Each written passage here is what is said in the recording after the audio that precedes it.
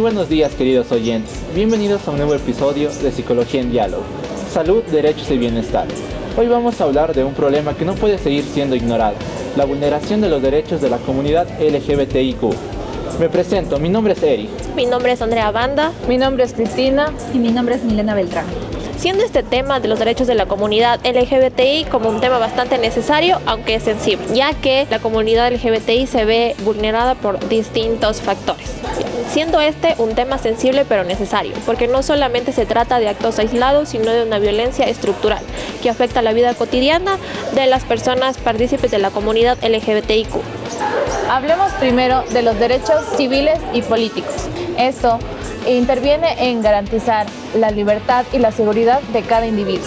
En esto interviene directamente el Estado, que debe garantizar una vida libre de violencia. Esto se ve gravemente vulnerado debido a la impunidad que existe frente a los crímenes de odio hacia esta comunidad. Y eso se le suma la vulneración del derecho a la no discriminación y a la igualdad que tienen las personas. Pudimos investigar varios artículos en los que recababan bastante información, testimonios de personas que pertenecen a esta comunidad, y ahí hablaban sobre que esta población sufre discriminación incluso en el ámbito laboral, porque al empezar a expresarse como es su identidad realmente, les terminan excluyendo de su trabajo, les mandan el trabajo o al contrario, no les contratan. Y esto va a generar barreras en el ámbito educativo, en el ámbito profesional, en el entorno familiar, social, de salud y en la vida pública. Y no nos olvidemos de los derechos sociales, económicos y culturales. Por ejemplo, muchas personas son apartadas del mercado laboral o sufren una precarización simplemente por su orientación sexual o identidad de género. Esto afecta directamente a su autonomía y su bienestar. También es importante señalar los derechos a la salud, específicamente la formación de los profesionales de salud, que al carecer de esta formación no saben cómo intervenir sobre esta comunidad y muchas veces lleva esta intervención a una discriminación o a una mala práctica. Y hay más, el derecho a formar una familia también se ve vulnerado al obstaculizar los procesos de adopción a parejas del mismo sexo.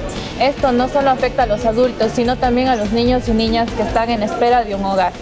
Esto genera una discriminación facto que viene desde la práctica social que tienen las personas, y no solo es la parte institucional, sino es en sí la forma en la que la sociedad ha sido construida. También tenemos la violencia simbólica, que nos va a mostrar que las personas son invisibilizadas, insultadas, que reciben burlas por ser quienes son, dejando huellas que no siempre son visibles, pero que son huellas emocionales y mentales. Entonces, ¿por qué sucede todo esto? Las causas son varias, pero todas comparten algo. Todas están asentadas sobre normas sociales, culturales y legales que siguen manteniendo ciertos estereotipos.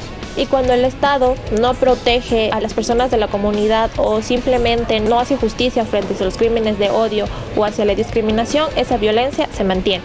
Y al mantenerse aparece la exclusión, tanto en distintos ámbitos como en la salud, en lo laboral y muchas veces en el ámbito legal, lo que les impide el ejercicio de los derechos. Para hablar de los derechos humanos, nos hemos basado en un decálogo que realizamos a partir de los principios de Yogyakarta.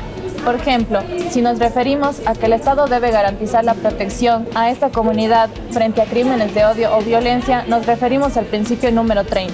Este principio llama a eliminar la discriminación estructural que tenemos, es decir, no solo la violencia visible, sino la que viene desde las instituciones, sería erradicar el problema desde la raíz. Otro principio importante es el número 24, el cual defiende los derechos de formar una familia sin que haya una discriminación por orientación sexual o identidad de género.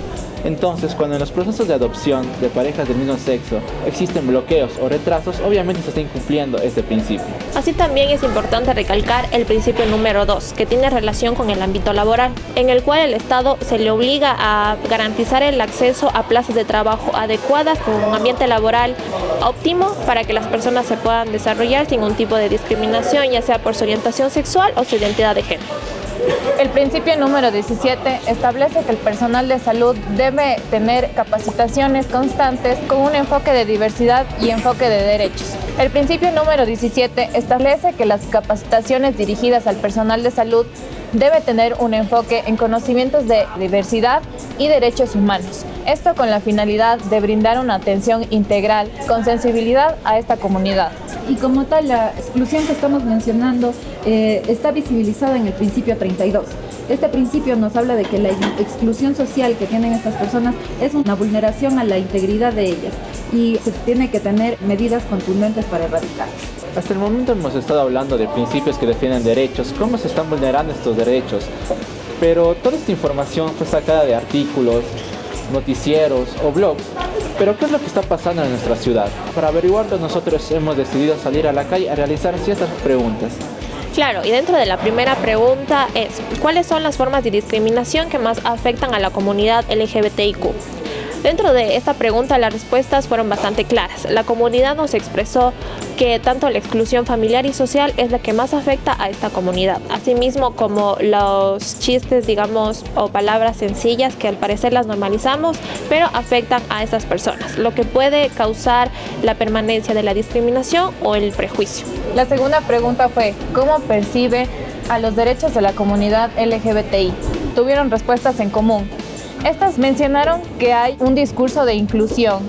Sin embargo, persisten prejuicios, estereotipos y una indiferencia social hacia esta problemática. Y sí, pudimos ver en estas entrevistas y tuvimos la oportunidad de hablar con una persona que pertenecía a la comunidad LGBTIQ+, y nos hacía evidente todo esto que hemos mencionado anteriormente, que están siendo excluidas y que, si bien es cierto, hay ese discurso de sensibilización, de que se debe aceptar, no se está poniendo en práctica, se les excluye de todos los entornos y sobre todo se habla de que sí, está bien como son, pero tienen que irse ocultando porque podría generar incomodidad a los demás.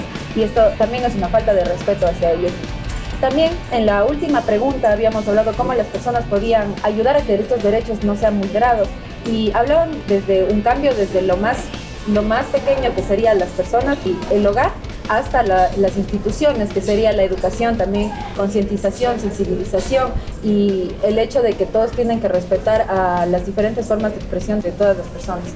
En resumen, la discriminación hacia la comunidad LGBTIQ no es solo un acto individual, sino es más bien una violencia estructural que viene a afectar varios ámbitos de la vida de estas personas, como puede ser el ámbito educativo, el ámbito laboral, en el área de salud, sobre todo en su diario vivir. Así también se debe considerar que aunque exista un avance legal, siempre al momento del ejercicio de los derechos no siempre se hacen de manera cabal. Existe la exclusión, existe la violencia y a veces la normalizamos. Desde la psicología tenemos una inmensa tarea que consiste en sensibilizar y acompañar para transformar esta realidad. Los derechos de las personas LGBTIQ+, no son privilegios, son derechos humanos básicos que deben ser respetados y se tiene que empezar para tener una sociedad más justa a reconocer que todas las personas tienen derecho a amar, a vivir y a expresarse en libertad. Gracias por acompañarnos en un episodio de Psicología en Diálogo.